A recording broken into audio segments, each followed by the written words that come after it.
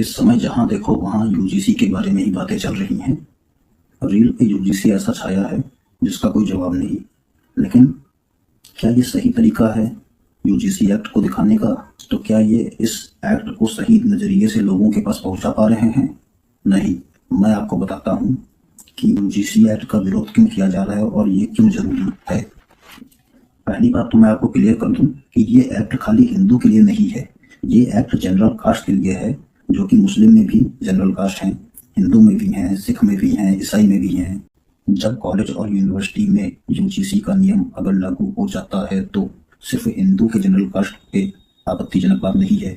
मुस्लिम, सिख, ईसाई सभी धर्मों के जनरल कास्ट को इसके लिए एकजुट होकर खड़ा होना पड़ेगा, क्योंकि इसका दुरुपयोग आप सभी के साथ होगा। SC ST लोगों की जो रिजर्व सीट है उस पे हमारा कोई अधिकार नहीं है। लेकिन अगर ये केस ये एक्ट अगर लागू हो गया तो फिर जो हमारी जो जनरल सीटें हैं उस पर भी इन SC ST लोगों का अधिकार हो जाएगा।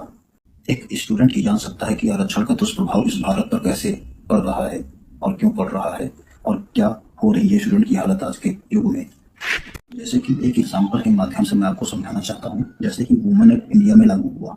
वुमेन एक्ट के तहत न जाने कितने फेक केसेस, अगर एक जनगणना की जाए तो 2021 के रिसर्च पेपर के अनुसार 75% of rape cases, harassment cases, 75% rape cases, harassment cases गलत पाए गए हैं।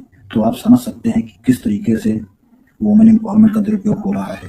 तो आप SC ST OBC ये बताइए कि क्या गारंटी दे सकते हैं कि इस यूजीसी एक्ट का आप लोग के द्वारा गलत उपयोग नहीं होगा?